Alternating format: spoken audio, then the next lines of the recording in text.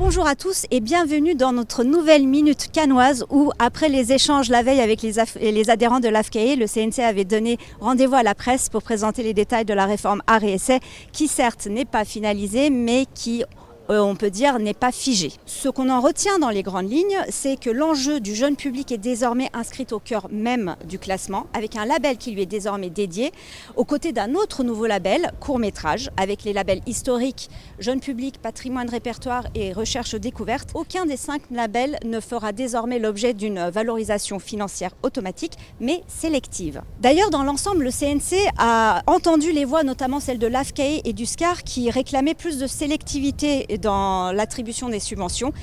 Côté aide automatique, les actuels bonus-malus sont désormais remplacés par une notation sur 20, un 0 sur 20 divisant l'aide automatique par 2 et une note de 20 la doublant, avec tout un éventail de coefficients multiplicateurs intermédiaires. Côté part sélective de l'aide, 6 nouveaux critères d'appréciation s'ajoutent aux 11 existants, parmi lesquels des résultats de l'établissement en matière de fréquentation des titres art et essai qu'il programme. Et pour évaluer le plus finement possible tout cela, le CNC prévoit 2 à 3 commissions art et essai supplémentaires qui s'ajouteront aux 5 existantes depuis la réforme de 2016. Enfin, le point de la réforme qui suscite toujours le plus de débats, à savoir la pondération des films, n'est pas totalement finalisé.